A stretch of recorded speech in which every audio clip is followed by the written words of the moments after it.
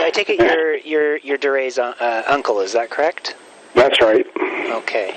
His dad and I were pretty close in our old age. Although when we were kids, we used to like to fight a lot. But no, Duray's and I are very close, and if he ever gets let out of there, I'm heading to Calgary to spend some time with him if I'm healthy enough. But I'm getting old. How old are you? 84. Okay. I take it you visit Duray quite a lot. I never go to Alberta unless I go visit him. I grew up in Alberta, so I have family there. And, yeah, I do. And we spend the whole visiting time chewing things over.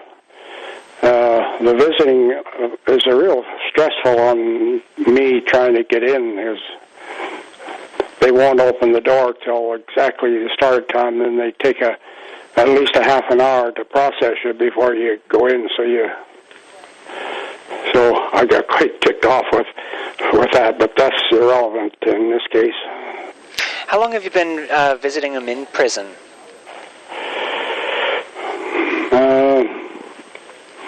Even roughly, like he's been in for 25 years. Have you essentially been going for 25 years, or?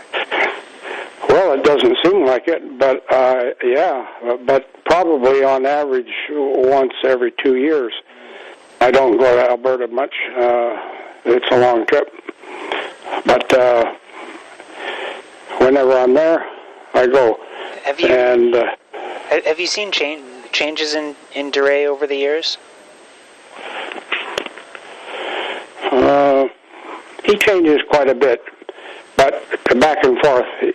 One time he'll be really angry, and other time he's quite happy with the work they give him to do, and he's done good work there. But what bothers me more than anything is sometimes his health isn't so good. I know he's got diabetes, and I don't know whether they're inattentive to watching it or whether he's careless with it. I don't know. But he phones me about once a month or sometimes more often. I'm on his telephone callers list, which is nice. You said he was a heck of a worker, back when he was out. What else do you remember about him when he was, say, growing up, or as a youngster?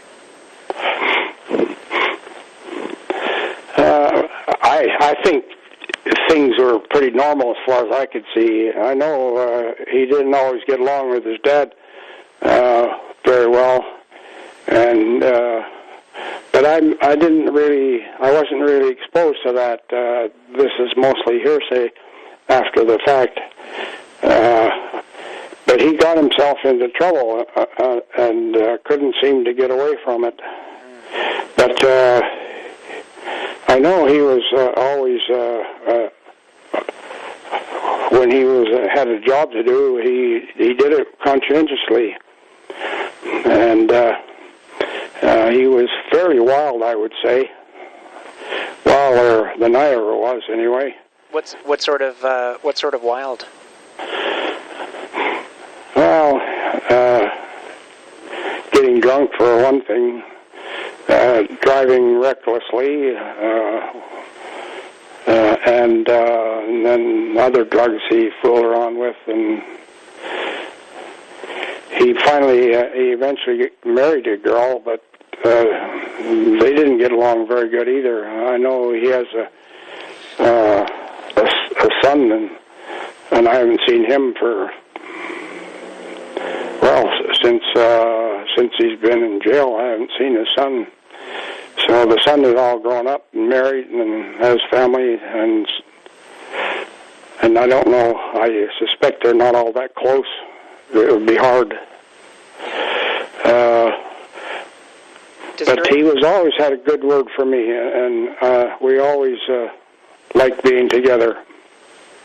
Does Duray ever talk to you about the conviction, about his being on trial and convicted of the murder? We have not talked about that very much. He's always claimed that he wasn't guilty.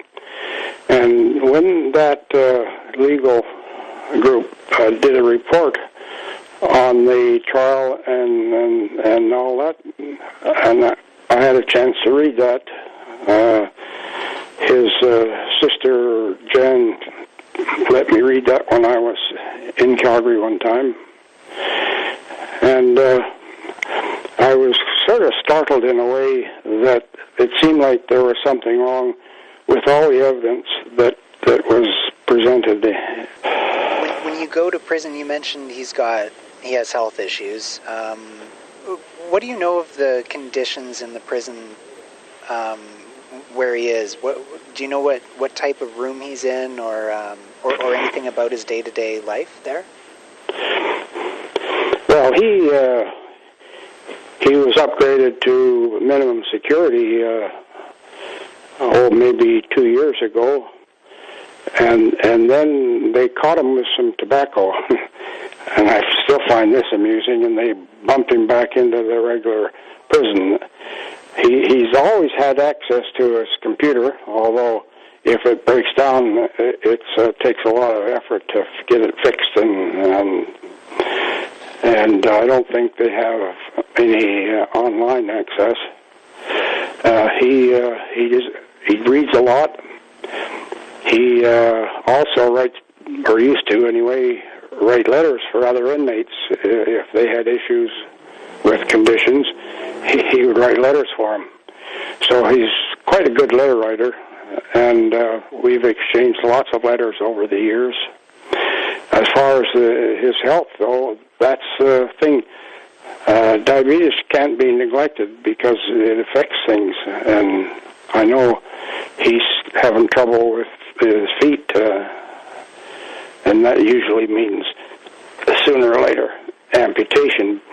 But I think it's not so serious that it couldn't be held in check.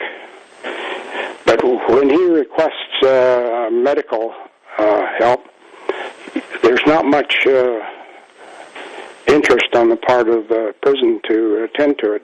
Sometimes he'll go for weeks without any response.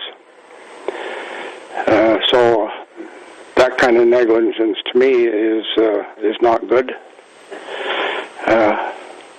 But mostly he has a psychologically sound mind. He knows what he's talking about, and he's rational, and so when he's angry, of course, he can spout off to me all he wants, and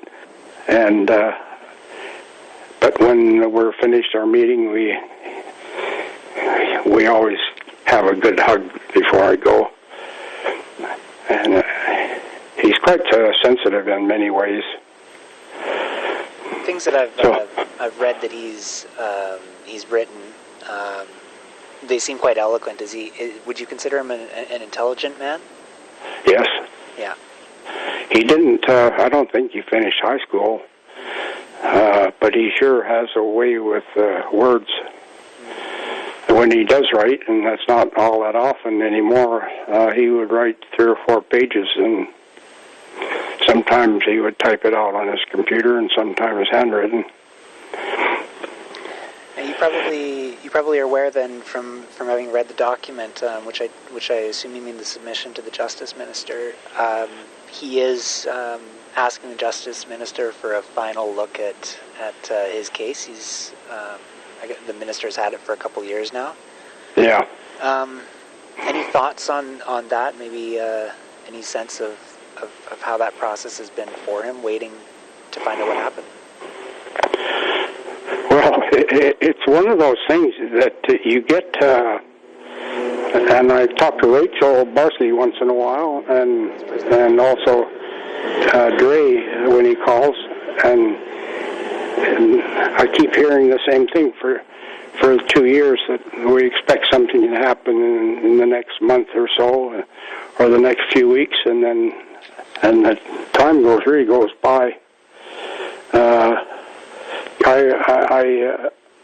I don't know how to react to it, because if it's been submitted and there's some corrections that need in his justice he got dealt with, why isn't it being attended to? And I don't know whether it's just because the minister's office is busy with too many, or whether they're ignoring it, or I have no way of knowing that.